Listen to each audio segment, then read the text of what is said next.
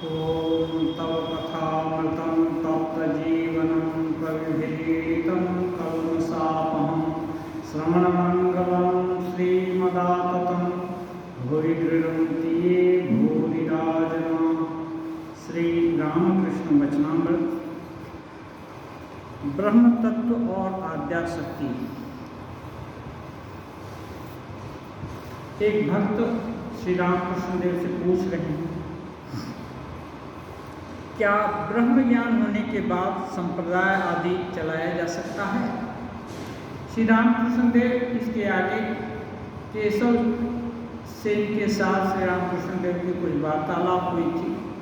केशव बाबू एक अच्छे धर्म प्रचारक थे। वो एक संप्रदाय भी बनाए थे, ब्राह्मण समाज। बाद में वो एक नौ विधान ब्राह्मण समाज दो भाग में विभक्त हुआ। वो नौ विधान के मुखिया रहे।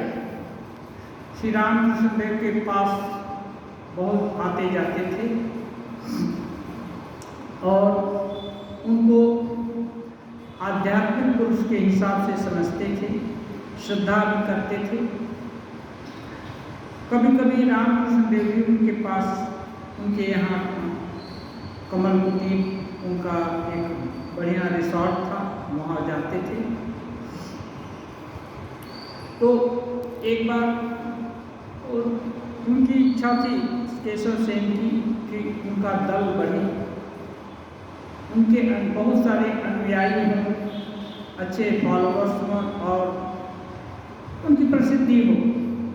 वो इंग्लैंड तक भी जा चुके थे। वहाँ की महारानी भी उनको एक बार सम्मानित की थी। तो श्री रामकृष्ण ने सम्मान पाना, समाज में प्रतिष्ठित होना एक अलग बात है, आध्यात्मिक जगत में उन्नति प्राप्त करना दूसरी बात है। तो इस संबंध में बहुत सारे कथा वार्ता हुआ था, उसी का एक क्रम चल रहा है। ब्रह्म ज्ञान और संप्रदाय गठन। तो श्री रामकृष्ण देव कह रहे हैं, केशव सेन से ब्रह्म ज्ञान की चर्चा हो रही थी। केशव ने कहा, आगे कहिए। ब्रह्म ज्ञान की चर्चा हो रही थी। केशव सेन और आगे सुनने को तैयार थे। मैंने कहा, और आगे कहने से संप्रदाय आदि नहीं रहेगा। इस पर केशव ने कहा, तो फिर रहने दीजिए। सभी लोग हंसने लगे, क्योंकि ब्रह्म ज्ञान ऐसी अवस्था है कि गुरु को ब्रह्म ज्ञान है तो वही ब्रह्म ज्ञान चेला को भी हो जाता है। अब गुरु और चेला में कोई अंतर नहीं रह जाता। एक आचार्य शंकर एक बहुत बड़ी बात कह गए हैं।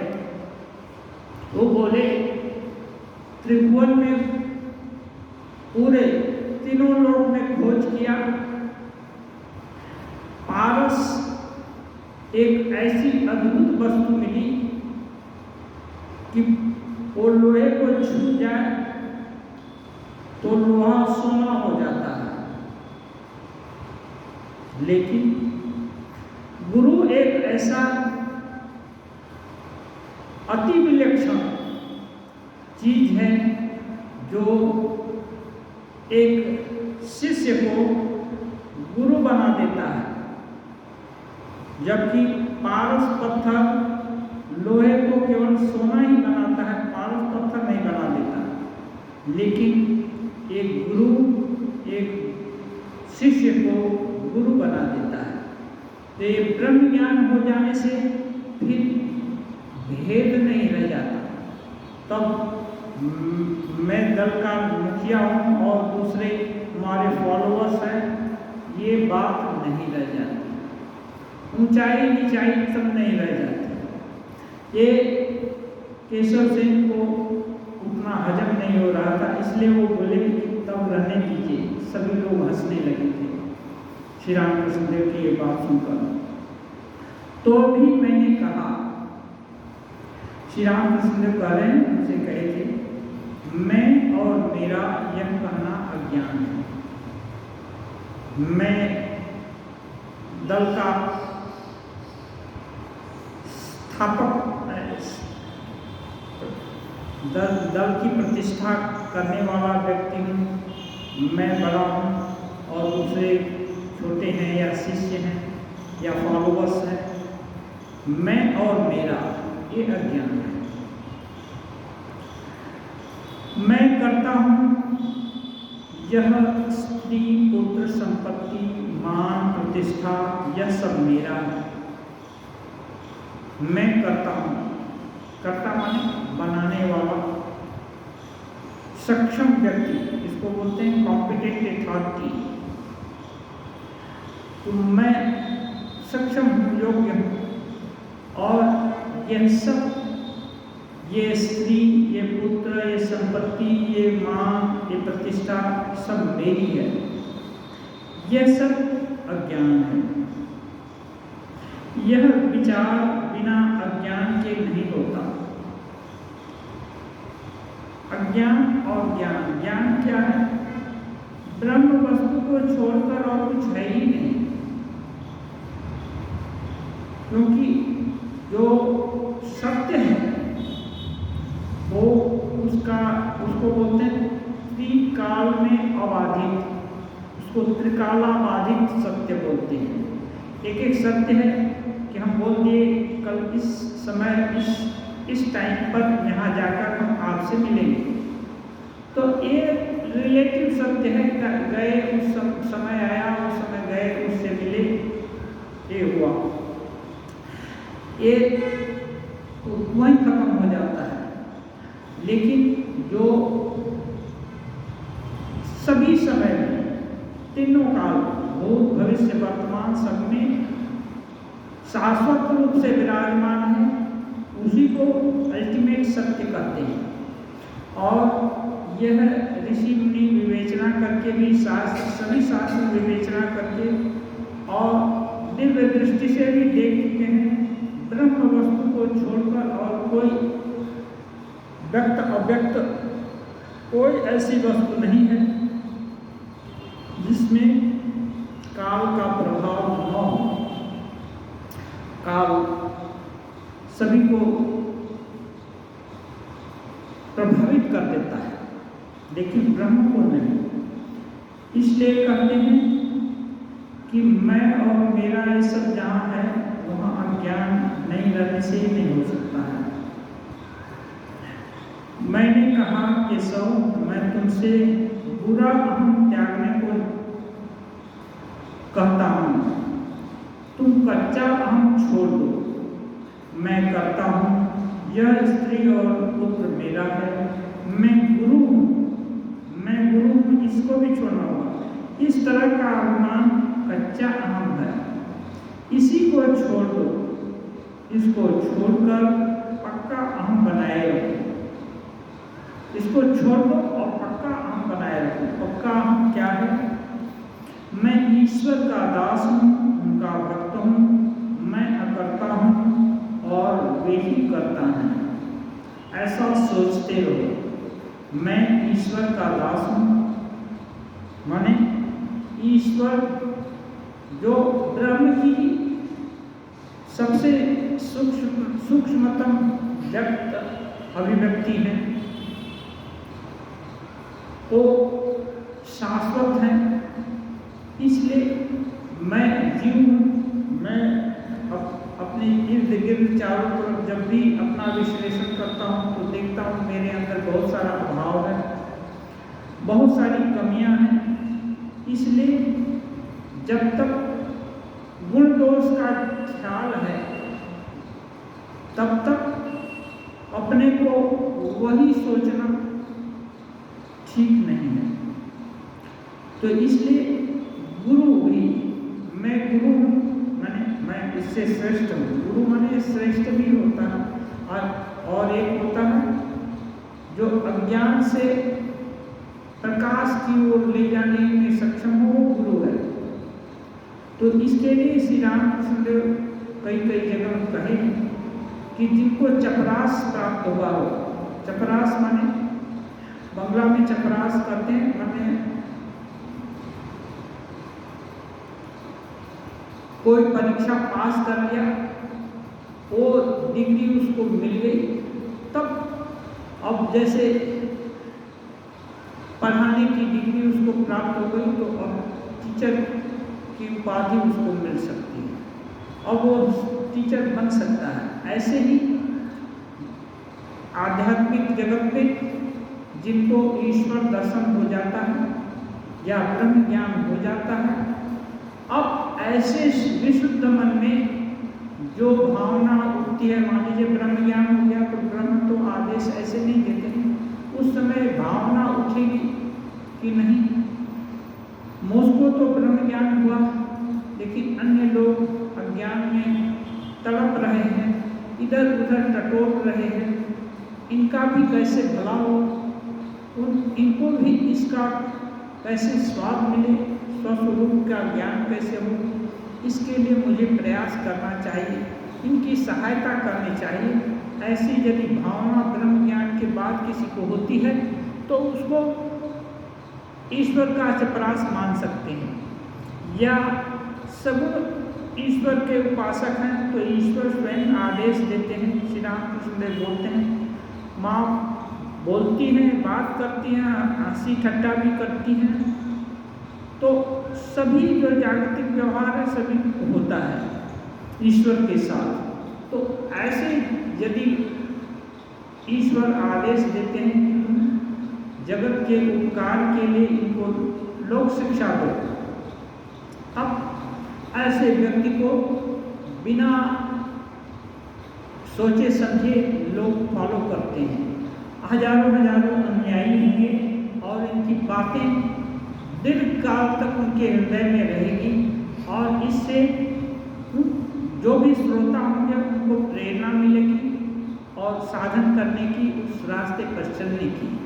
नहीं तो अच्छे अच्छे ओरेटर होते हैं, सुन लिया थोड़े देर के लिए, लेकिन उसके बाद दिल में बात नहीं बैठती है, ऊपर ऊपर से चली जाती है घर में। लेकिन ऐसे आधिकारिक पुरुष यदि बोले तो वो दिल को छोड़ नहीं सकती, मुंह फिर करके वो स्ट्राइक करेगी और ये अमोघ बीज है, वो अपना फल अवश्य प्रसव करेगा। इसलिए कहते हैं मैं ईश्वर का दास हूँ, उनका भक्त हूँ, मैं न करता हूँ वे ही करता है, ऐसा सोचते रहो। ऐसा सोचने से ईश्वर का सानिध्य प्राप्त होगा, उनकी तरफ गति होगी और ये साधन के लिए जरूरी है। पक्का मैं का मतलब अब वो आगे की तरफ ले जाएगा। आगे क्या है? ईश्वर की तरफ ले जाने के लिए सहायक है। और यदि उसके विपरीत जो है संसार, संसार किसको बोलते हैं? सम्यक सरति, माने अभी इस मुहूर्त में जो है दूसरे ही मुहूर्त में नहीं है। इस समय सुख है तो दूसरे ही मुहूर्त में दुख आने वाला है, हर समय परिवर्तनशील है, इसलिए इसको बोलते हैं संसार। अब भक्त पूछते हैं क्या पक्का अहम संप्रदाय बना सकता है? संप्रदाय की बात, संप्रदाय को पकड़ कर रखना चाहते थे केशव से। अभी उनकी ही विचारधारा का कोई एक भक्त है, वो सब पूछ रहे हैं कि क्या पक्का हम मान लीजिए हो जाए तो संप्रदाय बन सकता है? श्री रामकृष्ण देव कहते हैं मैंने केशव से कहा मैं संप्रदाय का नेता हूँ, मैंने संप्रदाय बनाया है, मैं लोगों को शिक्षा दे रहा हूँ, इस तरह का अभिमान कच्चा अहम है। ये सब कच्चा अहम है। किसी मत का प्रचार करना बड़ा कठिन काम है। कोई मत कोई विचारधारा को प्रचारित करना कठिन काम है। कोई लोग सुनेगा, कोई लोग नहीं सुनेगा। और वो जो मत है वो भी कितना परफेक्ट है, कितना उपकारी है, ये भी संदेह है। क्योंकि विचार में आएगा किसी के कि ऐसा होने से अच्छा है, और दूसरे विचार उसको यदि काट देते हैं, उससे बढ़िया तर्क आ जाता है, तो वो निरस्त हो जाएगा। तो उस मना बिना पैदी का लोटा है, उसका धरातल एकदम अच्छा नहीं है। कहते हैं वह ईश्वर की आज्ञा बिना नहीं हो सकता। कोई मत यदि ईश्वर आदेश देते हैं इस मत का प्रचार करो, जैसे श्री राम कृष्णदेव विवेकानंद को तब नरेंद्र नाथ थे, उनको आदेश दिए थे, लिख कागज के टुकड़ा पर एक लाइन लिखे थे, नरेंद्र शिक्षा देगा और हाथ डांट करके माने जो सो करके देगा शिक्षा, माने जगत में प्रचार करेगा। सोचिए,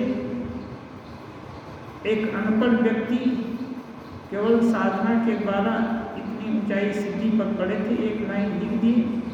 और ऐसे नरेंद्र नाथ जो कि उनका कोई परिचय पत्र वगैरह नहीं, कुछ उत्साही भक्त लोग उनको कुछ रुपया जुगाड़ कर दिए थे, टिकट दे दिए थे, वो चले गए थे अमेरिका, और पूरा खाने का भी पैसा उतना नहीं था। और कितनी उनकी जीवनी पढ़ेंगे तो बहुत सारे कठिन परिस्थितियों से उनको जूझना पड़ा था। और हठात एक दिन केवल अमेरिका में नहीं विश्व प्रसिद्ध हो जाते हैं।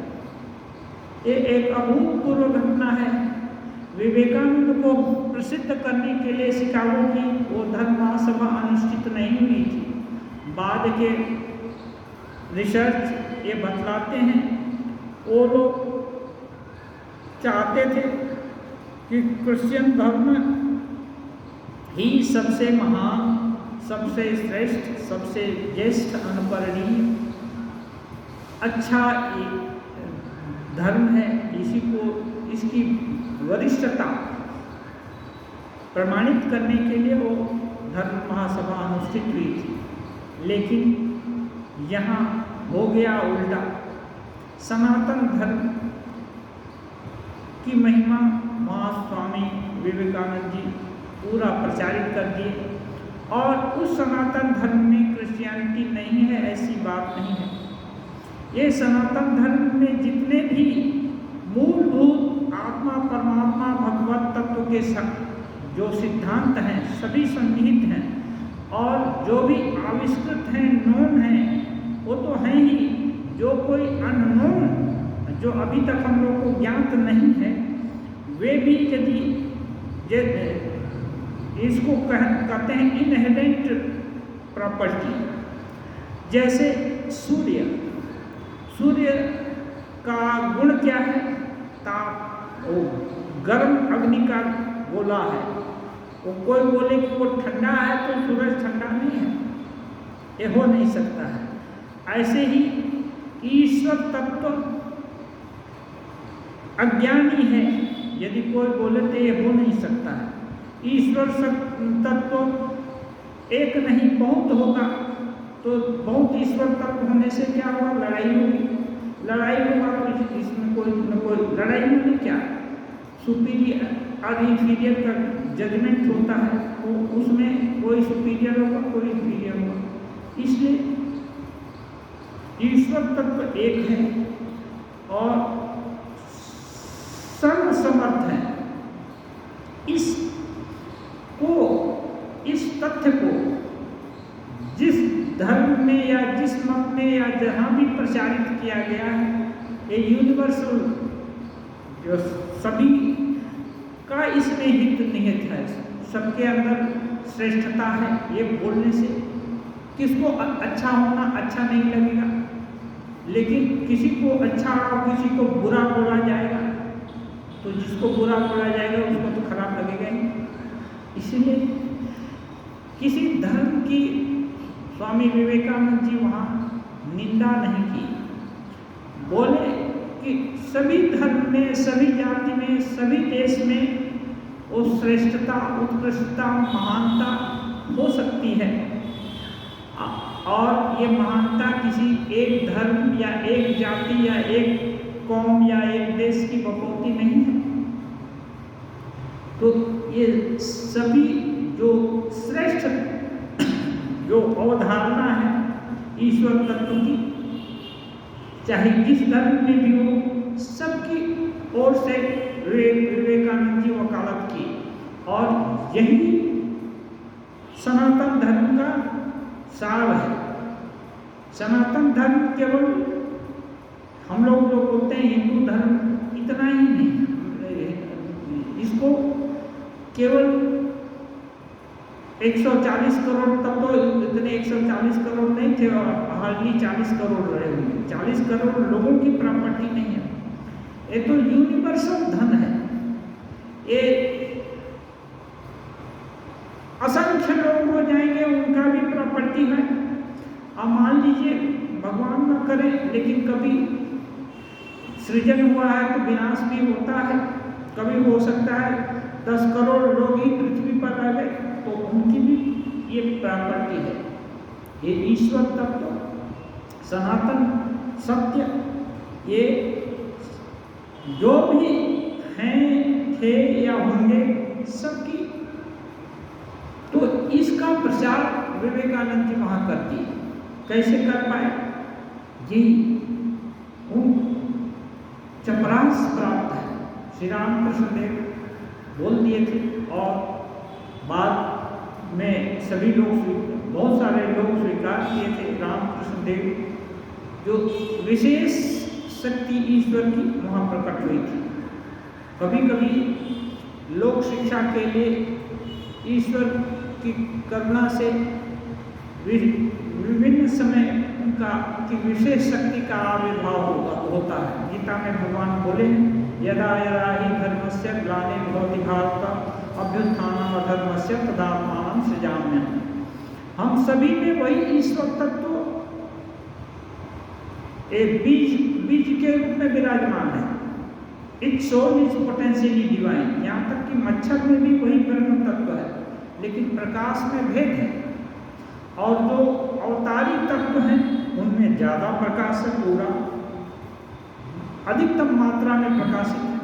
तो इन ऐसी तत्व का विभिन्न समय के जरूरत के अनुसार से प्रकाश होता है। ये अवतार ग्रहण करते हैं और लोक शिक्षा दिए हैं। तो इनका आदेश ये लोग बोले तो भी ईश्वर का आदेश ही है। तो इसका परिणाम वही चीज़ है ना, कितनी अच्छी है या क्या कैसी है, उसके परिणाम को देखकर पता चलता है। तो देखिए, कोई कल्पना नहीं कर सकता था विवेकानंद जी प्रसिद्ध हो गए। ये अभूतपूर्व उपलब्धि है, इसकी कल्पना शायद उनको भी नहीं रही हो, विवेकानंद जी को भी, लेकिन रामकृष्ण देव के दिल में थी, वो जानते थे। क्यों? वो बोलते थे मैं क्या बोल रहा हूँ, माँ बुला दे रही है। वो माँ के अनन्य शरणागत थे, माँ को छोड़कर और कुछ नहीं जानते थे। और उनकी माँ काली और ब्रह्ममयी आद्या शक्ति, ब्रह्म और काली में अभेद श्री रामकृष्ण देव बताते हैं। अभेद का मतलब ये है कोई अंतर नहीं है। जैसे अग्नि और अग्नि की दाहिका शक्ति, जलाने की शक्ति किसकी हो सकती है? अग्नि की। और अग्नि की क्या शक्ति है? जलाएगा। ऐसे ही ब्रह्म जब निर्लिप्त है तब कुछ नहीं कर रहे हैं, एकदम अपने में मस्त हैं। और जब वो क्रियाशील होते हैं तब सृष्टि स्थिति प्रलय सब कुछ करते हैं उनकी इच्छा से। हर कुछ, कितने ब्रह्मांड बन रहे हैं, बिगड़ रहे हैं, सब कुछ हो रहा है। तो ये है ईश्वर की आज्ञा के बिना वो नहीं हो सकता प्रचार कार्य। जो कोई मत, तो विवेकानंद जी कौन सा मत? दुनिया में प्रचारित किए। यही सनातन मत, आत्मा और परमात्मा की नित्यता, its soul is potentially divine, यही तो स्वामी ने प्रचारित किया। सब में वही ब्रह्म तत्व है। कोई किसी को हताश होने की जरूरत नहीं है, केवल जरूरत है उसको जगाने की। ईश्वर का आदेश होना चाहिए। सुखदेव को भागवत की कथा सुनाने के लिए आदेश मिला था। सुखदेव जी को आदेश मिला था, एक श्री रामकृष्ण देव कहते हैं, यदि ईश्वर का साक्षात्कार होने के बाद किसी को आदेश मिले और तब यदि वह प्रचार का बीड़ा उठाए, लोगों को शिक्षा दे, तो कोई हानि नहीं, तब कोई हानि नहीं होगी। किसको हानि हो सकती है? जो प्रचारक है उसको। इसको उपनिषद में बोलते हैं अंधे नैव ही नियमाना यथान्धा। मान लीजिए हम लोग, जैसे हम भी सन्यासी हैं इसी संप्रदाय के, तो हम विवेकानंद जी के जैसा प्रचार नहीं करते हैं। हम ब्रह्म विद्या के विद्यार्थी हैं और हमारे सामने आप लोग जो कोई भी हैं या होंगे, हम सबको मानते हैं कि वो भी हो सकता है, कोई छोटी कक्षा में है, कोई बड़ी कक्षा में है, तो वो हमारे को डिटेक्ट करेगा कि हम कितनी भूल बोल रहे हैं। और छोटी कक्षा में है तो वो हमसे सुन करके सीखने का प्रयास करेगा कि अच्छा इसके बाद ये भी हो सकता।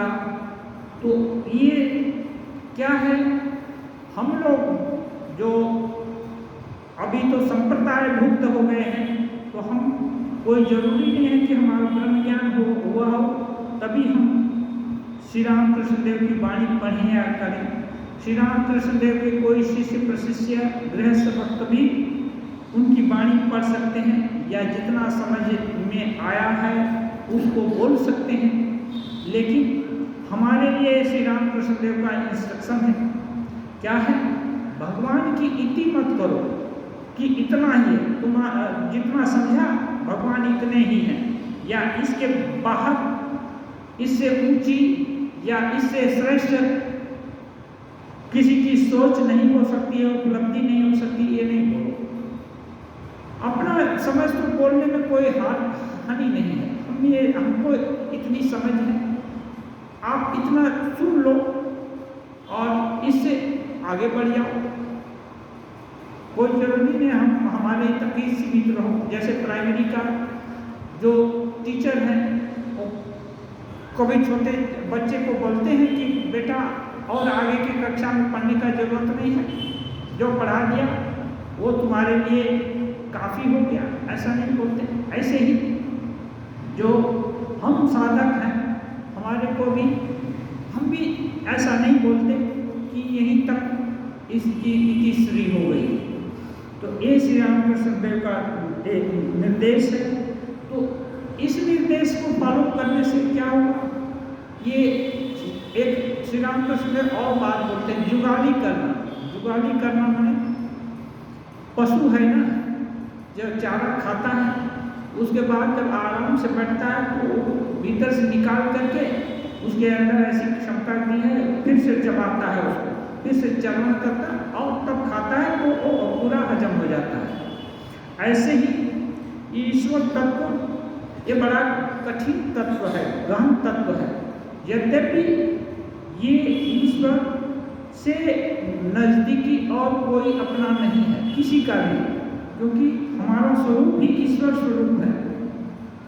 लेकिन उस पर हमको भरोसा या उस पर विश्वास या वो विविध रूप से एकदम एक मानो ज्वलंत रूप से दिखाई देना, ऐसा हमारे सामने नहीं आता। जैसा कि अन्य विषय सब दिखते हैं, मान लीजिए सांप यहाँ आ जाए तो तुरंत वो दिखाई देगा कि ये भयंकर कोई चीज आ गई। लेकिन ईश्वर तत्व उससे भी बहुत उत्कृष्ट है। वो तत्व यदि हम सबके दिल में पूर्ण रूप से प्रकाशित हो जाए हमारा जन्म जन्म का जो कुछ भी अनुपलब्धि है सब खत्म हो करके हम पूर्ण हो जाए, लेकिन वो रेखापात नहीं होता है। इसलिए कहते हैं इसको जुगाली करना, 10 भुक्तर मिल करके 10 मने जो भी 2 5 10 जो भी हो, वो यदि ईश्वर तत्व का के विषय में जानना सुनना चाहते हैं तो परस्पर पाठन करना, आपस में विचार करना, सोचना, इसको बोलते हैं परस्पर भावयंता। एक दूसरे हमारी भावनाएं आपको उत्साहित करेगी, आपकी भावनाएं आपकी प्रचेष्टा को उत्साहित करेगी, ऐसे करके आगे बढ़ने का प्रयास करते हैं। और भी श्री रामकृष्ण देव एक जगह कहें, जहाँ जितने ही ज़्यादा लोगों का समावेश होता है वहाँ ईश्वरीय शक्ति का उतना विकास होता है। इसलिए धार्मिक आयोजन आदि होने पर सभी लोगों को वहाँ जाना चाहिए और भगवत तत्व के विषय में सोचना चाहिए। हाँ, भगवान की चिंता करनी चाहिए। उससे क्या है, जल्दी वो सोच दिल में बैठ जाती है। तो कहते हैं यदि ईश्वर का साक्षात्कार होने के बाद यदि किसी को आदेश मिले, तब यदि वह प्रचार करे या प्रचार करने की पीड़ा उठाए, लोगों को शिक्षा दे, तो उस साधन की कोई हानि नहीं होगी। तब उसको कर्तापन का अभिमान नहीं रहेगा, उसका कच्चा अहम नहीं रहेगा। उसका अहम कच्चा अहम नहीं, पक्का अहम है। यदि आदेश मिल गया तो उसका अहम अब कच्चा नहीं है, पक्का हो गया है। पक्का अहम बंधन का कारण नहीं होगा, वो मुक्ति का कारण हो जाएगा। श्री रामकृष्ण देव और आगे कहते हैं, मैंने केशव से कहा था कच्चा अहम छोड़ दो, दास अहम भक्त का अहम, इसमें कोई दोष नहीं। मैं ईश्वर का सेवक हूँ, मैं ईश्वर का भक्त हूँ। ईश्वर को जो सर्वशक्तिमान सर्वज्ञ सर्वांतर्यामी कण-कण में विराजमान है, उनका मैं दास हूँ। काजे जो शिष्य के रूप में आया है, मुझको थोड़ा ज़्यादा जानकार समझ करके उसको जो मैं शिक्षा दे रहा हूँ, इसका मतलब उसका बहुत उपकार कर दे रहा हूँ, ऐसा नहीं है। ऐसा नहीं है, ये अभिमान ये अहंकार नहीं होगा और सेवा भाव से करेगा। इसलिए श्री रामकृष्ण देव कहते हैं शिव ज्ञान से जीव सेवा। ये मान कर कि सबके अंदर ईश्वर है, जो कम जानते हैं कोई ज़्यादा जानता है तो उस चीज़ को बताएगा। इसलिए स्वामी जी बोले कि आध्यात्मिक जो उपलब्धियां हैं, आध्यात्मिक जो सोच है, ये यूरोपियन लोगों को, उन लोगों को उतनी अच्छी तरह से ज्ञात नहीं है। भारत को ये चीज़, ये विज्ञान उनको बताना चाहिए, अध्यात्म विज्ञान। और जो जागतिक विज्ञान है, जिससे दिन प्रतिदिन की लाइफ सुगम और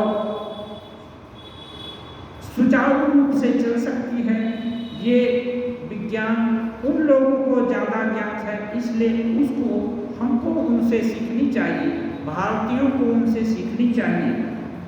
क्या होगा वो विज्ञान जानने से?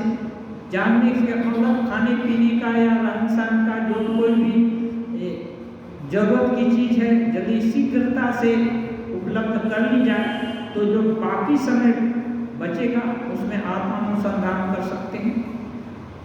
नहीं, समय ही नहीं है, सुबह से शाम रात तक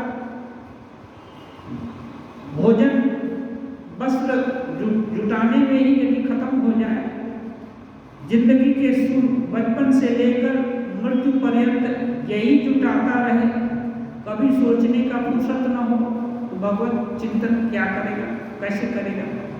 इसलिए श्री रामकृष्ण ने बोले खाली पेट धर्म नहीं होता। तो यदि उच्च तकनीकी जो लोग सीखे हैं उसको यदि हम सीख लें तो हमारे माने डे टू डे लाइफ का जो ज़रूरत है वो जल्दी पूरा हो जाए, और जल्दी पूरा हो जाए तो उसको ही जुटाते रहेंगे, एक का डेढ़ का 3 ऐसे करते रहेंगे। हाँ, उसका भी अंत नहीं है। उसके लिए भी रामकृष्ण ने उपदेश दिए हैं। रुपए से क्या होता है, धन से क्या होता है? भोजन, वस्त्र और मकान। इसका यदि पूरी व्यवस्था इसकी हो गई है तो आदमी को आवृत चक्षु भीतर भगवत तत्व का अनुसंधान करना चाहिए, नहीं तो ये जन्म एक तरह से वृथा ही चला जाएगा। कोई 1 करोड़ रुपया कमाया, कोई उसको 50 करोड़ और बना दिया, कोई 500 बना दिया, कोई 1000 करोड़ बना दिया। रुपए बढ़ गए, लेकिन उससे क्या हुआ? उसका परिमाण, उसका खाना पीना तो 1000 करोड़ कोई नहीं खा सकता है। वो उसको देखने या वो बैंक में है या यहाँ वहाँ है, ये सब देखने से संतोष करके ही शरीर छोड़ देंगे। और इस उनका दूसरा डायमेंशन है आध्यात्मिकता की उपलब्धि इस जन्म में हो सकती है। इस जन्म में आदमी मुक्त हो सकता है, जीवात्मा मुक्त हो सकती है। ये सब जानने सुनने का भी उनको समय नहीं है, तो इस तरफ सतर्क किए हैं, ये इसका जरूरत नहीं है।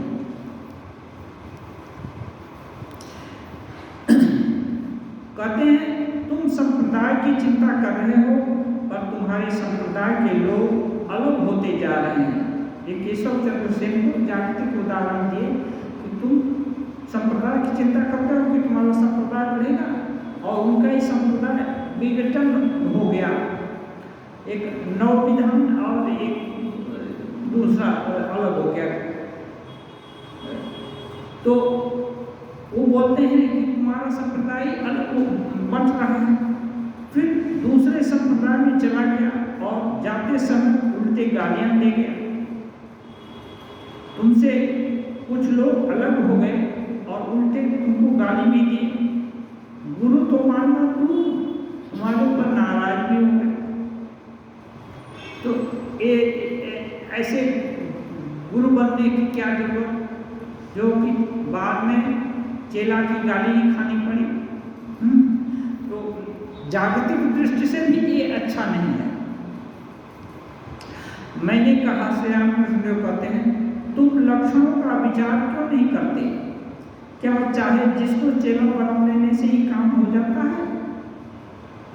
श्री रामकृष्ण देव कहते हैं तुम लक्षणों का विचार नहीं करते कि उसकी कैसी रुचि है, कैसी प्रवृत्ति है। इसलिए जिस चीज को चेला बना लिया और वो तुरंत थोड़े दिन रहा और फिर उसे नाराज होकर उनको गाली देकर भी निकल गया। एक और कहते हैं केशव से मैंने और भी कहा था कि तुम आद्या शक्ति को मानो। ब्रह्म और शक्ति अभिन्न हैं, जो ब्रह्म है वे ही शक्ति हैं। ये जनरली केशव चंद्र सिंह निराकार ब्रह्म के उपासक, आद्या शक्ति है साकार सगुण रूप। श्री रामकृष्ण देव बोलते हैं कि आद्या शक्ति को मानने के लिए मैं सुझाव दिया था और कहा था ब्रह्म और शक्ति अभिन्न है, जो ब्रह्म है वही शक्ति है। जब तक मैं देह हूँ या बोध है तब तक दो अलग अलग प्रतीत होते हैं। कहने के समय दो आ ही जाते हैं। केशव ने काली को मान लिया था।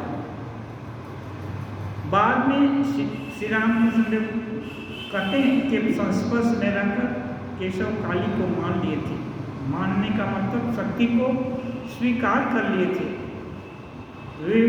नरेंद्रनाथ भी काली को उतना नहीं मानते थे, इनके ही प्रभाव से, इन लोग ब्राह्मण लोगों के प्रभाव से। लेकिन नरेंद्र नाथ भी माँ काली को एक्सेप्ट किए। जिस दिन उनको दर्शन हुआ था, श्री रामकृष्ण देव उनके पास भेजे थे, एक बहुत बड़ी घटना हुई थी। तो ये मानना साधारण हम लोग जो मानते हैं वो क्या है, सुन लिया और सोच लिया हो सकता है, लेकिन इनका मानना विवेक, जैसे नरेंद्र नाथ काली को माने तो माने नहीं, एकदम बराबर है, मूर्ति देख रहे हैं और पूरा दिल से ये कर रहे हैं। उसके बाद तो स्वामी जी काली द मदर करके एक कविता भी लिखी है, हाँ अच्छा वर्णन है। तो और कितने स्तोत्र आदि भी लिखे हैं। एक ज्ञान है माने मान लेना, माने पूरा पूरा अंगीकार स्वीकार कर लेना और दिल में बैठ गया है। तो ऐसे ही केशव भी कुछ अच्छे साधक थे, उनको श्री रामकृष्ण देव के संस्पर्श से उनकी भी बहुत उन्नति हुई थी। एक दिन केशव से अपने शिष्यों के साथ आया, मैंने कहा मैं तुम्हारा लेक्चर सुनूंगा। उसने चांदनी में बैठकर लेक्चर दिया, फिर घाट पर आकर बहुत कुछ बातचीत की। मैंने कहा जो भगवान हैं वे ही दूसरे रूप में भक्त हैं, फिर वे ही एक दूसरे रूप में भागवत हैं। केशव लेक्चर दिए और ठाकुर सुने, तो बोल रहे हैं तुम लेक्चर दिए, हाँ तो ये जान रखो कि भगवान ही एक रूप से भक्त के अंदर भी हैं, हाँ और वे ही दूसरे रूप से भागवत के अंदर है। भागवत माने जो किताब, जिस किताब भगवत तत्व के ऊपर भाषण दिए वो वहाँ भी भगवान है। और एक कह करके श्री रामकृष्ण देव कहे कि तुम लोग कहो भागवत भक्त भगवान। केशव ने और साथ के भक्तों ने भी कहा भागवत भक्त भगवान। भागवत माने किताब, भक्त माने जो भक्त मंडली है, और भगवान है जो सबके अंदर विराजमान है। भागवत भक्त भगवान तीनों लोग हैं। फिर जब मैंने कहा कहो गुरु कृष्ण वैष्णव,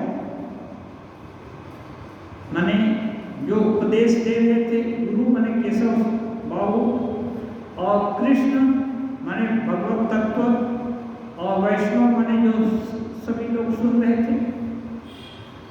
तब केशव ने कहा महाराज अभी इतनी दूर तक कहना ठीक नहीं, लोग मुझे कट्टर कहेंगे।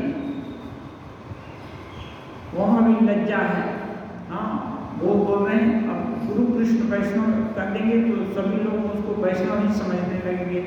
मैं तो थारा ब्रह्म समाजी, निराकार ब्रह्म का उपासक, मैं आपके प्रभाव से काली को तो मान लिया, लेकिन जब गुरु कृष्ण वैष्णव ये सब कहने लगेंगे तो लोग मुझको कट्टर ये क्या बोलेंगे, द्वैतवादी बोलेंगे। हाँ फिर श्री रामकृष्ण देव और ज्यादा उनको आगे नहीं बढ़ाए। कहते हैं त्रिगुणातीत होना बड़ा कठिन है, ईश्वर नाम के बिना वह संभव नहीं। हाँ त्रिगुणातीत माने गुरु कृष्ण वैष्णव सब एक हो गए, इसका मतलब गुरु जो है वैष्णव भी वही है। लेकिन गुरु कृष्ण वैष्णव होने से जो शिष्य है वो ब्रह्मज्ञानी हो जाएगा, यह बात नहीं है। गुरु को ये ज्ञान हो जाएगा, सकता है कि जो मैं हूँ वही ब्रह्म इसमें कम मात्रा में प्रकाशित हैं। लेकिन सबका अज्ञान एक साथ दूर हो जाएगा ऐसी बात नहीं है। किसी को ब्रह्म ज्ञान हुआ तो उसका अज्ञान तो चला गया, वो देख लिया कि मेरे अंदर जो है वही सबके अंदर है। इसका मतलब दूसरे लोग का अज्ञान खत्म हो गया ही नहीं है, ऐसा नहीं होगा, ऐसा नहीं होगा। लेकिन इसका अज्ञान पूरा दूर हो गया, इस जो साधक का, इस गुरु का अज्ञान दूर हो गया। तो एक बड़ा कठिन है। कहते हैं ईश्वर लाभ होने के बाद ईश्वर यदि अपना तत्व दिखा दें, यमे वैस वृणते तेन लभ्य, जिनको अपनी उपलब्धि करा दें, ये तुलसीदास जी कहते हैं सोई जाने जही देहु जनाई, वही जान पाता है जिसको आप खुद प्रकट करते हो अपने सामने, नहीं तो जान नहीं सकता ईश्वर को। माया है, माया इतनी भयंकर है कोई जानने नहीं देती। वो थे ना क्या ठाकुर के पास हलधारी कभी कभी ठाकुर को पूजा करते देखते तो लगता कि स्वयं काली ही पूजा कर आ रही हैं, और उनको उपलब्धि होती कि ये श्री रामकृष्ण देव साधारण नहीं है, दैवी शक्ति है। फिर बाद में जब वो वेदांत पढ़ने लगते तो इनको निरा गंवार ऐसा समझते, तुम क्या जानेगा, और ऐसे ये सब भी कहते, हाँ तुम मेरे से एक करो, तुम तो कुछ भी पढ़ा लिखा नहीं है, गंवार है, ऐसा समझते थे। तो ये माया है ना, वो सहज में जानने नहीं देती है। माया का निवारण यदि किसी ईश्वर कृपा से हो जाए तभी ये जो है त्रिगुणातीत हुआ जा सकता है। आज समय पूरा हुआ। ओम निरंजनम नित्यमनंत रूपम भक्तांतं पाठयतु विघ्नं वै ईशावतारं परमेशमेद्यं तं रामकृष्णं शिरसा नमामि।